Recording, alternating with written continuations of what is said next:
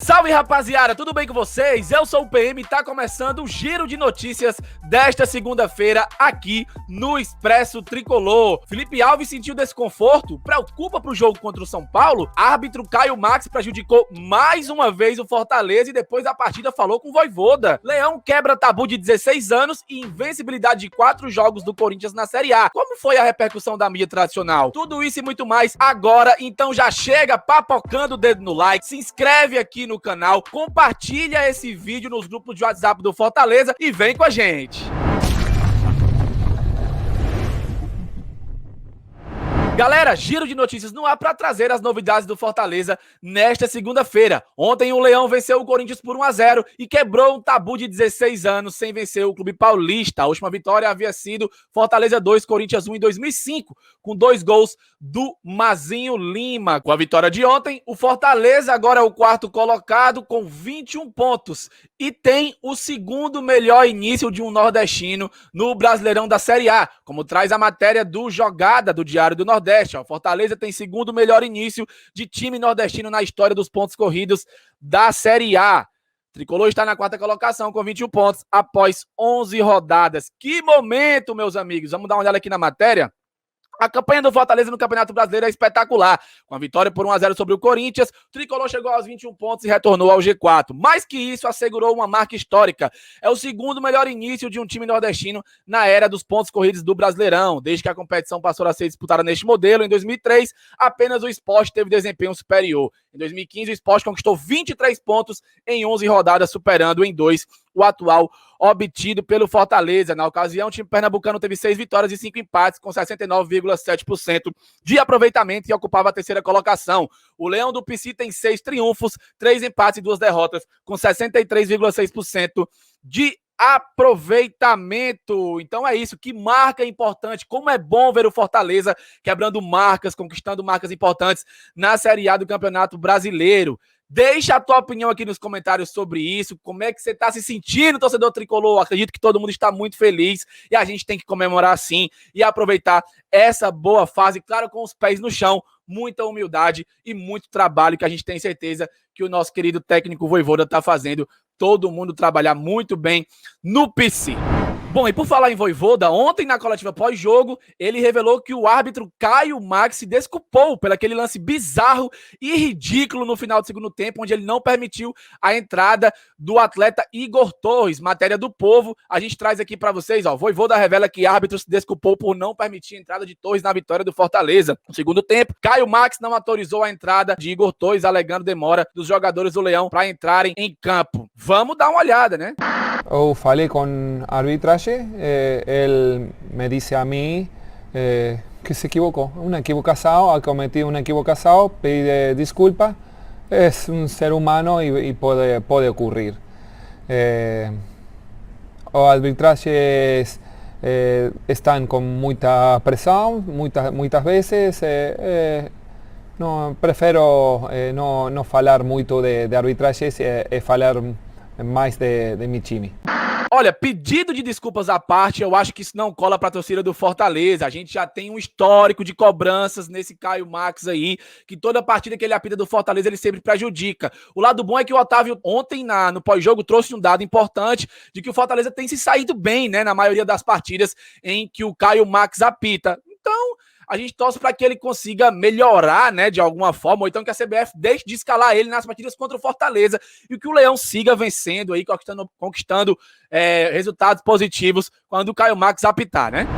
Como foi a repercussão na mídia tradicional? Você sabe? Bom, como já era de se esperar, a mídia tradicional, mais uma vez, apesar, entre aspas, né, de ter ressaltado todo o trabalho do Fortaleza, todo o trabalho do Vojvoda e do seu grupo na vitória de ontem, é claro que conseguiu ainda falar sobre muita coisa da derrota do Corinthians. Às vezes é muito estranho, parece que só o Corinthians perdeu para o Fortaleza. Não foi o Fortaleza que ganhou do Corinthians, então era meio óbvio, era de se esperar, né? Claro que houveram algumas mudanças, a gente viu alguns comentaristas falando em vários canais aí que o Fortaleza está bem, que o Fortaleza não está na quarta colocação à toa, que o trabalho vem sendo bem executado, mas eles continuaram priorizando a derrota do clube adversário, no caso o Corinthians, o clube do eixo, um clube gigante do eixo. Aconteceu isso contra o Internacional, aconteceu na primeira rodada, não vamos falar nem tanto assim com o Atlético Mineiro, né? Então, assim, mais uma vez a gente viu a mídia tradicional aí dando um vacilo, né? Então, valorize as mídias alternativas, valorize as mídias alternativas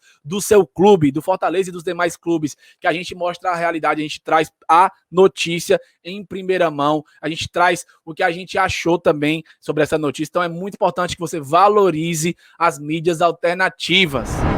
E o Felipe Alves, ontem no intervalo do jogo foi substituído após sentir ali no finalzinho do primeiro tempo um probleminha na coxa. Segundo o repórter Lucas Catribe, que trabalhou na transmissão do Premier de ontem, ele disse que o Felipe falou que teve um desconforto ali na coxa, mas não abriu. Então, para evitar uma lesão mais grave, ele optou por ser substituído. Quem entrou no seu lugar foi o goleiro Marcelo Boeck, que voltou a jogar pelo Fortaleza após 1 ano e 9 meses. Matéria também do Povo. Ó. Marcelo Boeck fala do sentimento de voltar a vestir a camisa do Fortaleza na Série A. O goleiro estava quase 1 ano e 9 meses sem atuar pelo tricolor na primeira divisão e voltou ao gol após substituir Felipe Alves. E o Boeck falou sobre isso, né? Abre aspas, quase 1 ano e 9 meses depois, eu pude voltar a jogar pelo Fortaleza na Série A, que é sempre o sonho de quem começou numa Série C. Querer poder estar numa Série A jogando, podendo contribuir com a sua parte, sua parcela, para que o todo vença e faça história. Porque a gente quer fazer história esse ano, que nós temos um grande grupo, muita qualidade. Nós conseguimos conciliar junto com a comissão esse grande projeto, temos tudo para continuar com o pezinho no chão e muita humildade. Para chegar ao tão desejado sonho e quem sabe desfrutar no final do ano, relatou o goleiro tricolor, goleiro e ídolo tricolor. Na minha visão, Marcelo Boeck teve uma atuação tranquila e segura ali no segundo tempo na partida contra o Corinthians. Não foi tão exigido assim, mas quando precisou, ele foi muito bem nas exposições de bola, na jogada com os pés e uma série de outras qualidades que o Marcelo Boeck tem, e a gente ficou muito tranquilo com ele ali no segundo tempo. Mas sobre o Felipe Alves, será que tem condições de jogo contra o São Paulo? A gente aguarda aí a assessoria do clube soltar alguma nota, ou é bem provável que a gente só fique sabendo sobre isso às 16 horas, ou seja,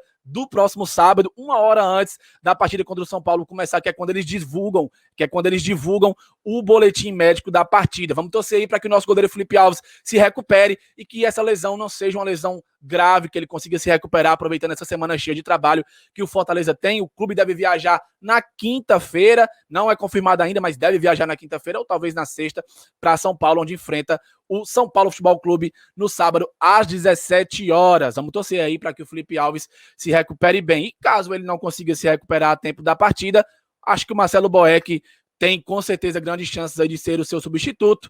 E pela boa atuação que ele teve no segundo tempo ontem, a gente espera que ele se saia bem novamente, beleza? O chileno Ángelo Henríquez já está a caminho do Brasil, já está a caminho do Fortaleza Esporte Clube. O atleta se despediu na semana passada da Universidade del Chile. Inclusive, os nossos amigos do canal Solta o Leão, um abraço para o Célio Rolim e para o Leandro, soltaram o vídeo lá no canal deles da despedida bem emocionante do atleta chileno do seu clube, né? Do seu último clube, no caso, a Universidade de Chile. Matéria também do Povo, que já marca a apresentação do atleta chileno, ó. Ángelo Henríquez tem a apresentação ao Fortaleza prevista para quarta-feira. No último sábado 10, o jogador se despediu dos companheiros da Universidade do Chile e deu depoimento emocionado sobre a saída da equipe, onde foi revelado. Então a gente fica na expectativa para que o Ángelo Henríquez chegue aqui a Fortaleza, se apresente e rapidamente comece a treinar com o grupo, para que ele, né, vá se acostumando com a capital cearense, com o calor, que é muito importante, e claro, o mais importante, né, entender o que o Vojvoda está fazendo com a equipe, para que ele possa ter uma boa leitura tática e fazer parte da melhor maneira possível desse grupo. Então seja bem-vindo, Ángelo Henríquez, que você possa fazer um grande campeonato pelo Fortaleza. E quem quiser ver esse vídeo aí, como eu falei, da despedida dele da LAU, né, da Universidade de Chile, vai lá no canal Solta o Leão, que os nossos amigos Célio Rolim e Leandro soltaram o vídeo lá bem legal, mostrando as imagens lá dele emocionado, se despedindo do clube onde ele foi formado para o futebol. E vamos falar de categoria de base. O Fortaleza, infelizmente, saiu derrotado no Clássico Rei do último sábado pelo Campeonato Brasileiro Sub-20. Matéria tá lá no site fortaleza1918.com.br. Olha aí, Fortaleza perde para o Ceará pela quarta rodada do Brasileiro Sub-20. O resultado foi 1-0, o jogo foi lá no CT do Ceará, né, no estádio Franzé Moraes. Vamos dar uma olhada aqui na matéria, que o Leão saiu derrotado.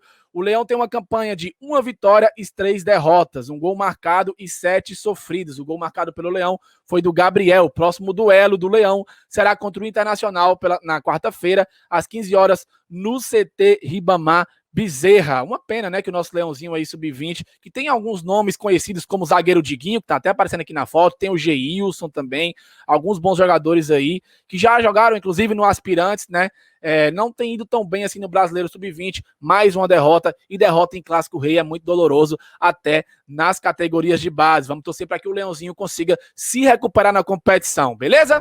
Mas nem tudo é tristeza na nossa categoria de base. As Leoas representaram bem e venceram a primeira partida no Brasileiro Sub-18. Vamos dar uma olhada na matéria que também está no site oficial do Fortaleza. Ó. Leoas vencem Bahia e conquistam o primeiro triunfo no Brasileiro Sub-18. Na manhã de ontem, né, domingo, as Leoas bateram Bahia por 2-0 pela terceira rodada do Campeonato Brasileiro Sub-18 no CT do Sorocaba, em São Paulo. As atacantes Letícia e Maria Vitória marcaram os tentos na segunda etapa. O resultado deu o primeiro triunfo do Fortaleza na competição, onde soma 4 pontos no Grupo F. A campanha até o momento é de 1 derrota, 1 vitória e 1 empate, 7 gols marcados e 6 sofridos. Letícia tem 4 gols, Maria Vitória 2 e Raíssa 1. As Leoas voltam a campo nesta terça-feira, mais conhecido como amanhã, às 15h30 contra o Bahia pela quarta rodada do Brasileiro Sub-18. Exatamente, é contra o mesmo Bahia, tá? Que é meio que um jogo de retorno. Começam os jogos do retorno aí do grupo do Brasileiro Sub-18, beleza? Boa sorte às nossas Leoas, que elas consigam emplacar